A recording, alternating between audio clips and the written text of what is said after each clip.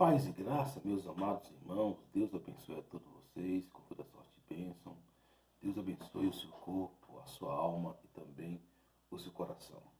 Queridos, nós vamos falar hoje sobre o assunto tão importante, sobre o filho pródigo. E o irmão do filho pródigo. O irmão do filho pródigo, você sabe que ele ficou indignado com a chegada do irmão.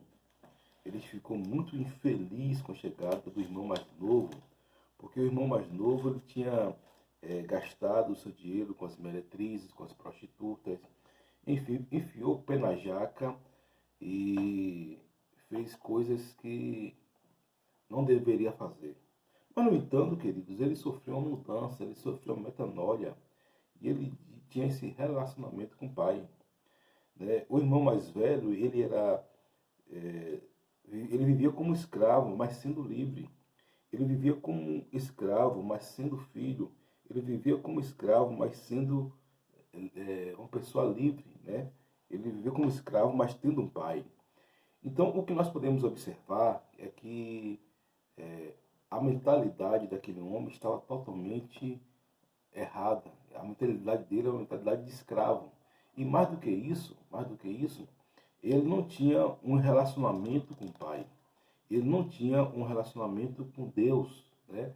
E o pai aqui representa Deus, você sabe que o pai nessa parábola representa Deus, o irmão mais velho representa nós que chegamos a Deus, e as pessoas que não compreendem, né, a Deus, não têm relacionamento com Deus, mesmo estando na casa de Deus, representa o irmão mais velho. Né?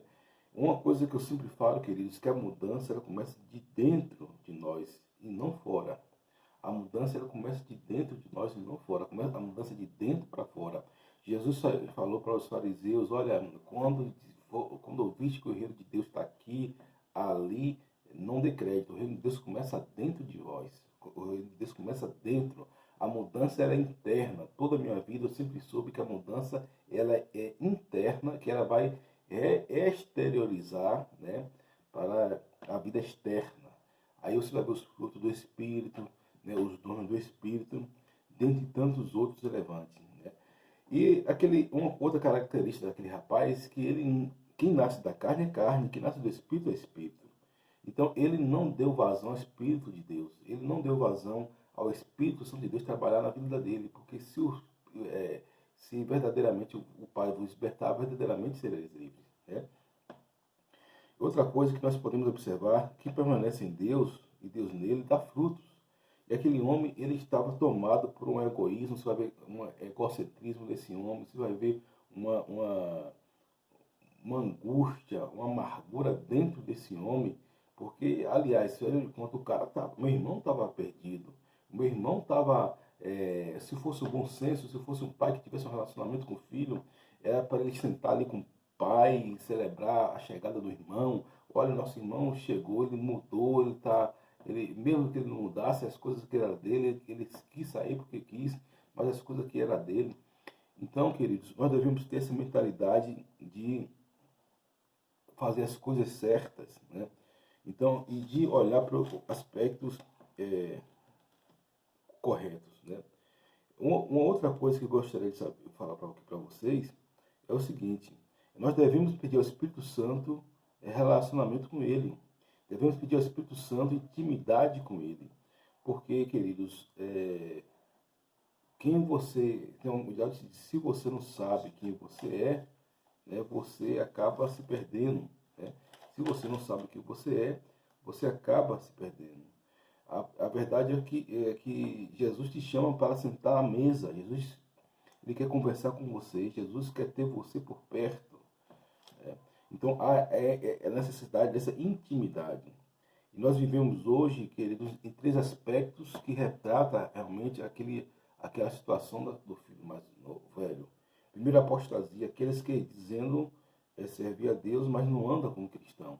Que estão na igreja, que estão na igreja, que andam na igreja, mas estão cheios de amargura, cheios de azedume, são críticos, são pessoas egoístas, egocêntricas, são pessoas pérfidas e sórdidas, por quê? Porque não tem um relacionamento com o Pai, não tem um relacionamento com o Espírito Santo, e pior de tudo, não sabe discernir nada. Outro erro que nós podemos incorporar através desse filho mais velho é o sincretismo. Né? Hoje em dia nós vivemos no meio onde tu acredita que tudo é Deus, e Deus está em tudo, e se crê em tudo. Não se crê na palavra de Deus, crê em tudo, menos na palavra de Deus. Crê em tudo, menos naquilo que o Pai fala. Né? E outro é o nominalismo. Aquele triste que o cristão que se acomoda com o sistema, né? Ele está ali, eles são pragmáticos, eles são, é, na verdade, são pessoas que estão ali, mas não querem sofrer a transformação, né? E alguém já dizia, saber quem eu sou me livra da desgraça do que dizem que eu sou. Ora, se eu tenho a consciência da paternidade de Deus, né? Se eu tenho a consciência da minha intimidade com Deus, queridos, para mim nada importa. Nada importa. Porque eu sei aquilo que o Pai fala sobre mim. Eu sei a intimidade que eu tenho com o meu Pai. Então, nesse período, eu sempre falo aqui duas coisas, que você sempre vai me ouvir falar aqui. Nesse período, duas coisas. Mateus 6,6 que eu descobri esses dias. Entra na porta do teu quarto e ora ao teu pai em secreto te recompensará. Então fala de intimidade, fala de identidade, fala de paternidade, fala de comunhão, fala de graça. Porque, queridos, Deus quer que você se relacione com Ele. A questão toda da Bíblia, se você for pegar de chave, é o relacionamento com Deus. Mais nada. Vivemos em um mundo onde as pessoas sabem tudo dos outros e nada sobre si. Aquele homem, o filho mais velho, ele sabia tudo, né, sobre o filho mais novo, e só que não sabia nada sobre ele mesmo. Ele não sabia que ele teria que ter um desenvolvimento sobre o pai, com o pai. Ele não sabia que ele precisava da ajuda, né, do pai para poder ter uma vida correta, uma vida livre das entranhas, desses marasmos, né? Que o diabo, né, faz. Porque o diabo, qual a função do diabo? Roubar, matar e destruir. Jesus veio dar vida e vida com abundância. O diabo veio roubar, matar e destruir. Mas Jesus veio dar vida e vida com abundância.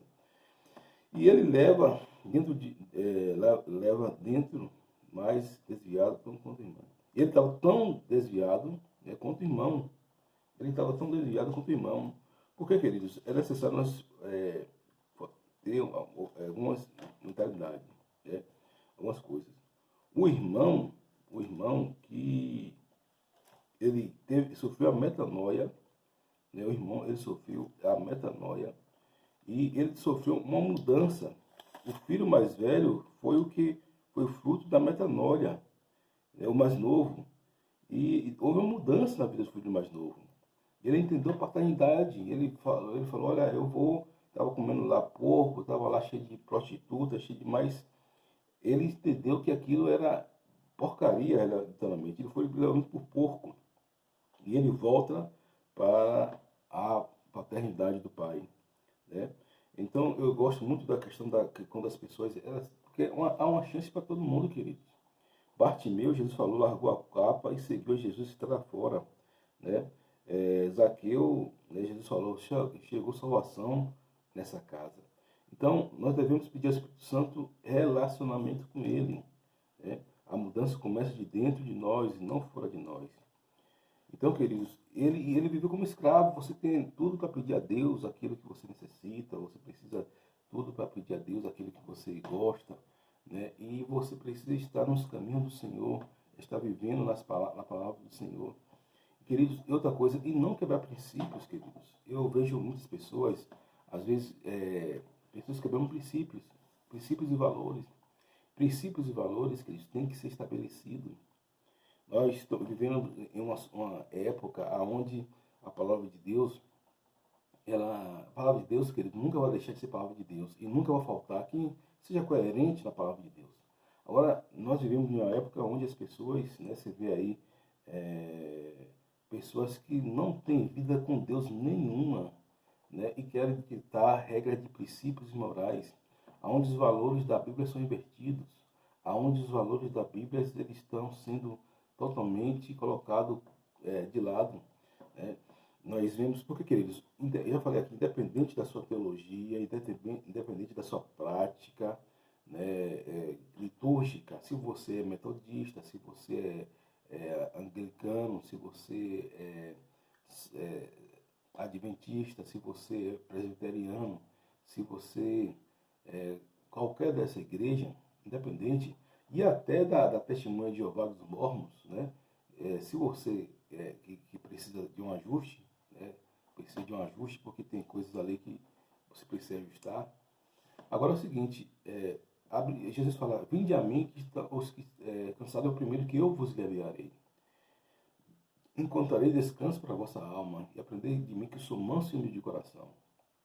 Então, você precisa, querido, mais do que nunca, ir para Jesus. Jesus é a fonte, Jesus é o centro.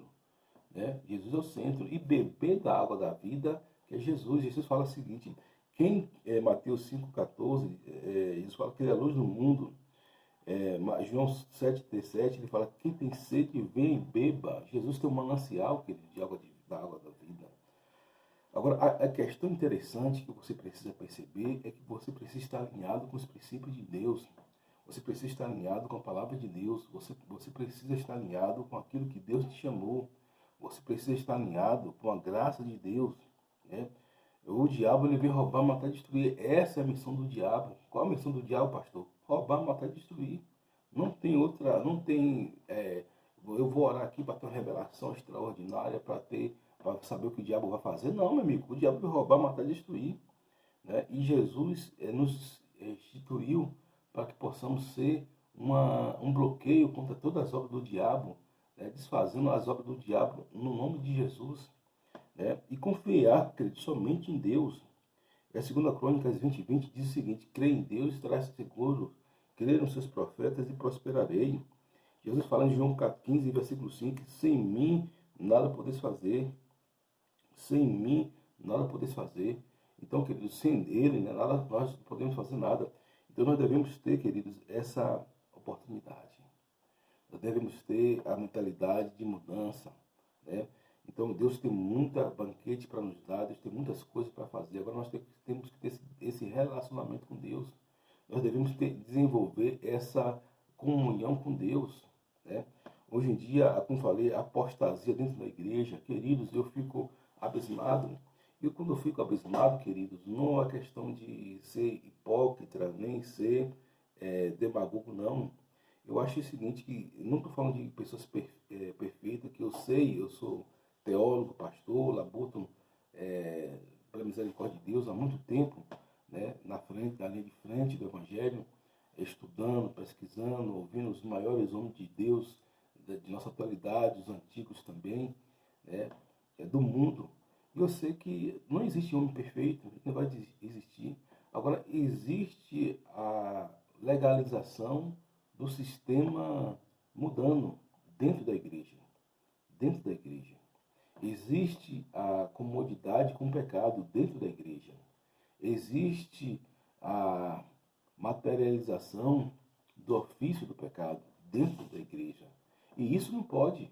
Isso não pode. A igreja, por mais menor que seja, por mais maior que seja, se ela tem um membro, se ela tem 1 milhão de membros, a luta dela tem que ser contra o pecado. Né? A luta dela tem que ser contra o pecado, tem que ser com amor, mas lutando contra o pecado. Porque, queridos, o diabo, ele não brinca de ser diabo. Às vezes, eu tenho um colega meu, infelizmente, que eu sempre falava com ele, querido, há uma forma de você lutar contra o diabo, né? E ele sempre levava na brincadeira, porque eu acho o seguinte, querido, que a gente precisa entender, a Bíblia fala o seguinte, que a gente tem que estar entendendo os planos de Deus, mas atento para aquilo que o diabo vai fazer para a gente desfazer, né? E às vezes as pessoas andam por princípios, ou não andam por princípios, e nem andam por valores, e às vezes é só fé, e acaba escorregando lá na frente. É por isso que a Bíblia fala, vós que está em pé, cuidado que não caia. Mas se a Bíblia fala assim, primeiro vigiar e orar, ou vigiar vem antes, e orar vem depois.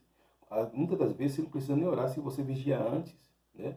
Se você vigia, você não precisa orar, porque você não vai cair em tentação. Vigiai e orai. A oração do Pai Nosso que está no céu, santificado seja o teu nome, venha o teu reino, seja feita a tua vontade, livra do mal. Uma coisa que Jesus fala, livra do mal. Então, e a gente, aquilo que a gente pode fazer é se desviar do mal E aquilo que Deus pode fazer é nos livrar do mal. Porque, queridos, o mal, ele está aí. Mas Deus, ele nos livra do mal e nós desviamos do mal, né? Infelizmente, algumas pessoas levam na brincadeira, algumas pessoas levam na molequeira, né? Quantas pessoas já aconselhei, de membros a pastores que levaram o caso na molequeira e, infelizmente, foram cercados pelo diabo, né? Deram brecha ao diabo e o diabo começou a manipular essas pessoas. As pessoas às vezes ficam no cinismo, às vezes quando a pessoa, queridos, como eu falo, se pois o Filho do Homem vos libertar, verdadeiramente sereis livre. Você não pode dar, alimentar sua alma com as coisas da carne, mas sim com as coisas de Deus, né? Você não pode alimentar o seu corpo, né, com as coisas da carne, mas com as coisas de Deus. O seu corpo fala o seu corpo emocional, espiritual. Porque o pecado, ele vem como uma semente na mente da pessoa. E o diabo trabalha ali. A pessoa que cai em adultério, ela não cai em adultério naquela hora, ela já vem sendo trabalhada para cair em adultério. Uma pessoa que mata, mata naquela hora, ela já vem sendo trabalhada. O diabo já vai sendo tá trabalhando na mente dela para que ela venha cometer esse ato libidinoso ou esse ato criminoso, marginal. Uma pessoa que furta, o diabo, ela não chega ali e furta, o diabo já vai trabalhando na mente dela aquilo que ela precisa fazer para fazer. É por isso, queridos, que a gente precisa abortar, né, tudo aquilo que não é de Deus, que a gente possa nos expurgar. Né? Abriu fala, vós que está em pé, cuidado que não caia. Ou seja, quando o sábio ele vê o erro do outro e ele não comete o erro, ele procura não acusar o outro, mas também não vai cair no erro do outro, nem apoiar o erro do outro. Claro que vai levantar com gratidão, com emoção, né? Com espiritualidade, levantar seu próximo, mas o homem de Deus, ele não vai ficar apoiando o erro de outra pessoa que caiu. Né? O homem de Deus não vai ficar apoiando o erro de outra pessoa que pisou na bola. Porque, queridos, quando o pecado se consuma, como a Bíblia fala, primeiro se dá na mente. A mente gera, né, a mente vai trabalhando, gerando, a pessoa não aborta, aí que tem que ser abortado. Né? Não aborta esse pecado e o pecado gera morte. E o pecado é consumado, e uma vez consumado, gera morte. Claro que tem restauração, restituição, e a pessoa precisa confessar o pecado, precisa pedir perdão a Deus, pedir a perdão, se for possível, aos homens, e consertar e endireitar sua vereda, né? Porque todos nós pecamos. Eu sou um pecador, você é um pecador, todos nós pecamos. Pecamos por palavras, por pensamentos, por ação, por reação, mas nós devemos pedir a Deus para, nós devemos duas coisas, livrar do mal, nos desviar do mal, e pedir a Deus para nos livrar do mal. Por quê? Porque nós somos seres humanos e como humanos nós precisamos da graça de Deus. Nós precisamos da misericórdia de Deus. Nós precisamos da bondade de Deus para estar nos protegendo. Então, perceba que Deus, ele nos ama ao ponto de dar seu Filho Jesus para morrer por nós.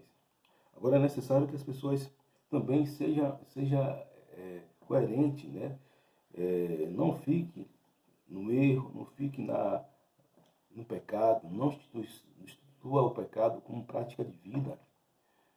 Às vezes, se você for aconselhar alguém vai apontar para você e vai dizer, você também é pecador, que você... Claro que todos nós somos pecadores. Claro que todos nós erramos. Agora, uma coisa do justo, o justo peca por acidente, o justo não peca por prazer. O justo peca por acidente. O justo, ele peca clamando sempre o sangue de Jesus, a misericórdia de Deus, mas por acidente é assim que ele peca, ele conserta o erro. Ele não institucionaliza o erro. O justo, ele não fica na prática do erro. A Bíblia fala que aquele que comete pecado, que vive na prática do pecado, é do diabo, diz a Bíblia. Aquele que vive na prática do pecado é do diabo. Queridos, e quando uma pessoa mudando, ela vive na prática do pecado, a mim não está dizendo nada. É uma coisa absolutamente normal, uma pessoa que não conhece Jesus, uma pessoa que nunca foi na igreja, uma pessoa que nunca falou do amor de Deus, uma pessoa que nunca ouviu falar do amor de Deus, ela está na prostituição, está no adultério, está na fornicação, está na pornografia, está no roubo, está mentindo, está matando, está pitando sete. Não quer dizer nada. Isso, para Deus mundano, é absolutamente normal. É como um político corrupto de Brasília que rouba e você vai falar com ele que não roubar. O roubo está tão intrínseco em uma parte de alguns deles que é, aquilo é uma prática absolutamente normal. Ele tem que sofrer uma metanoia como sofreu o Zaqueu. Né? Claro que não são todos, né? São alguns. Mas as pessoas estão ali na prática normal. Né? Por exemplo, tem homens que traem as suas esposas, homens que traem, mulheres que traem seus maridos. É uma prática absolutamente normal, porque não conhece Jesus. Agora, uma vez que você conheceu Jesus, você vai mudar de prática. Né? Como diz o apóstolo Paulo, se mentia, não mente mais, se roubava, não rouba mais, se prostituía, não prostitui mais, se adulterava, não adultera mais. Então, queridos, o princípio da palavra é a Bíblia.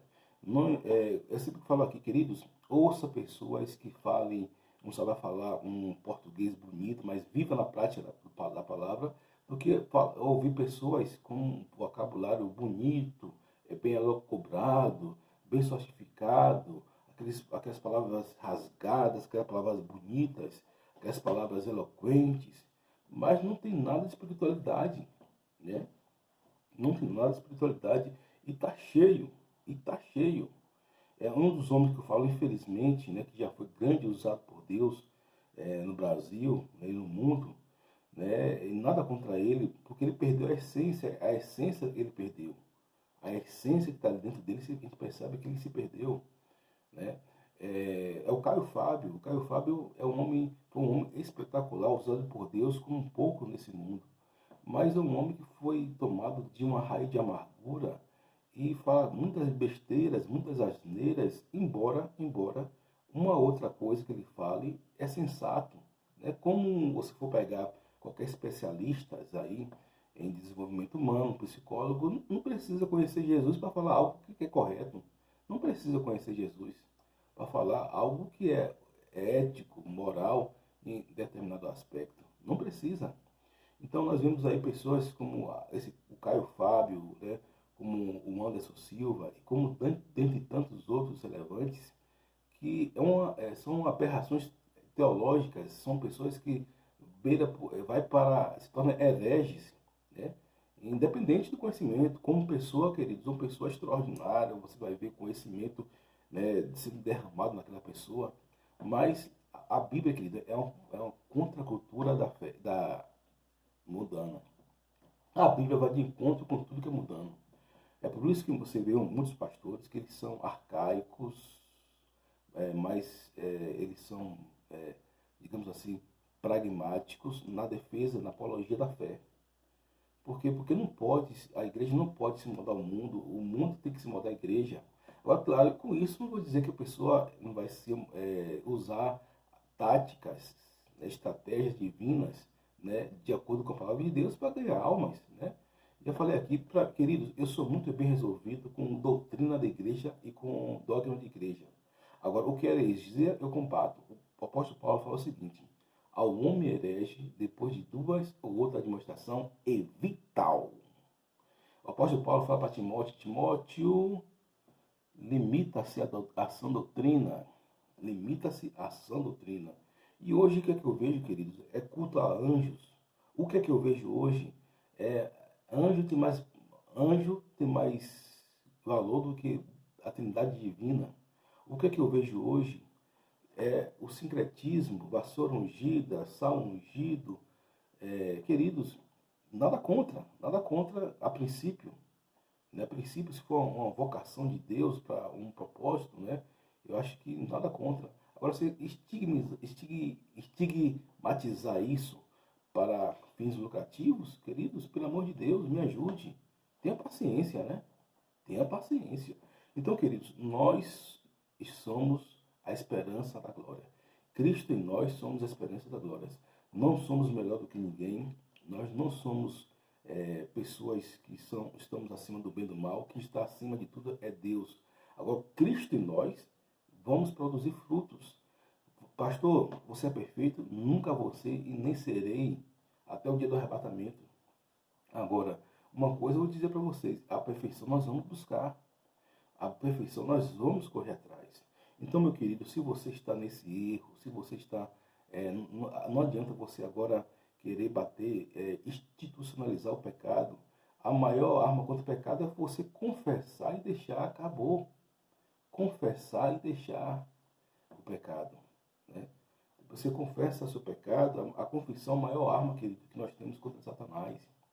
Seja o pecado de que for, seja murmuração, seja pornografia, seja roubo, seja suicídio, seja aborto, seja qualquer pensamento, a maior arma contra Satanás é a confissão.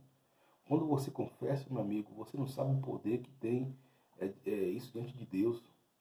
Às vezes, né, tem casos que sempre é necessário sim. Às vezes você precisa pagar um psicólogo, psicanalista, psiquiatra, ir para um pastor, terapeuta, um pastor coach, um pastor ilibado ou uma pessoa de notável saber bíblico e de uma conduta ilibada e na casa de Deus. Você não precisa nada disso. Às vezes é com você e Deus. Você confessou, você deixou, você pediu a Deus graça e misericórdia, você pediu perdão a Deus, né, pediu a Deus para passar o sangue, acabou. Então, queridos, e você vai ter uma nova vida, porque eu já falei aqui da graça. A graça, eu vou falar muito mais da graça na semana que vem, porque a graça é um favor imerecido. O que Jesus fez na cruz para a gente, queridos, pagou todos os nossos pecados, pegou todos os nossos pecados. Agora, não significa porque Jesus Cristo pagou nossos pecados na cruz, levou todos os pecados de toda a humanidade da cruz, que nós vamos permanecer na lei, ou seja, fazendo a obra da carne, porque a lei representa a carne e a carne representa o pecado, que representa a natureza do homem em pecado. Não, de maneira nenhuma. Uma vez que você faz isso, você não vive debaixo da graça, você volta para debaixo da lei. E quem está debaixo da lei não pode servir a Deus, né? Porque pelo seu merecimento próprio ou pela sua justiça própria. E justiça própria, queridos, é algo que Deus não suporta e nem apoia, né? Deus apoia aquilo que ele tem que apoiar. Então, queridos, você precisa entender João 7,37, quem tem sede, venha e beba da água da vida, né? Então, Jesus é a água da vida. Jesus é a água que cura as nossas enfermidades. Jesus é a água que cura nossas dores. Jesus é a água que cura nossas transgressões. Porque quando você confessa e deixa, você alcança misericórdia. Não tem segredo para o Evangelho, querido. Não tem segredo. O Evangelho é uma coisa absolutamente normal. É uma instituição, é uma filosofia, podemos dizer assim, perfeita, divina. Se tem um livro que é perfeito, uma filosofia que é totalmente divina, inerrável, implacável, absolutamente perfeita, é a palavra de Deus, é a Bíblia. Todos os livros vão ter erro, todos os livros vão ser por pessoas que cometeram os erros, por melhores que sejam, mas a Bíblia ela é perfeita, queridos. Então, a Bíblia ela tem mandamentos, tem critérios, princípios, estatutos, ordens, leis cerimoniais, leis sacerdotais, leis morais, leis éticas, lei divina, para o bem da raça humana, para o bem do ser humano, no campo físico, emocional e espiritual. A Bíblia ela é um compêndio de estratégias de Deus para abençoar o homem. E cabe agora um homem viver essa palavra. Cabe agora um homem viver de acordo com os princípios divinos. Então, a Bíblia ela não dá esse subterfúgio, né? E que você venha ter essa intimidade com o Espírito Santo, querido. A melhor coisa é você ter intimidade com o Espírito Santo. Não importa se você é daquela igreja do reteté, como dizem aí, né, do coque. Querido, há gosto para tudo. A filosofia para tudo. Desde quando, já falei aqui, desde quando não degrina a doutrina, mas vou fazer o quê? Mas você quer que todo mundo seja parte dos batistas? Você quer que todo mundo seja Assembleia de Deus? Você quer que todo mundo seja universal? Você quer que todo mundo seja bola de neve? Queridos, há diversidade de dons e de ministérios, né? Mas o Senhor é o mesmo. E tem pastor que fica brigando com igreja A, com igreja B. Queridos, nisso aí são muito bem resolvidos. Todos somos de Deus. Agora, o que nós não podemos concordar em qualquer igreja é com a estigmatização do pecado, é com a prática oficial do pecado. Isso não. Mas e quando eu vejo os homens de Deus se mobilizando, quando eu vejo as pessoas que cheias de Deus se mobilizando, independente de placa de igreja, independente de contexto eclesiástico, queridos, isso equivoca, é isso que Deus quer, a comunhão, a prática da palavra, o amor desenvolvido em nós, o amor em nós. Chega de práticas, de falácia, querido, seja de falar muito, nós devemos ver o amor em nós, que possamos pedir a Deus cada dia mais o seu amor em nós. A Bíblia fala que Cristo em nós, a esperança da glória. Deus deu a vida, a Bíblia fala, em 1 João 3,16, a Bíblia fala que nós devemos dar a nossa vida ao nosso irmão, né? Em amor, em carinho, em graça, orando por eles, pedindo a Deus misericórdia, compaixão, piedade. Agora, claro que você não vai tolerar pecado. Jesus ama o pecador, mas não ama o pecado. E eu não posso tolerar nem meus próprios pecados, nem meus próprios erros, que dirá os erros do meu irmão. Então, queridos, que você deve ser uma pessoa compassiva, uma pessoa misericordiosa, mas, sobretudo, uma pessoa cheia de Deus e que tenha fome e sede de Deus.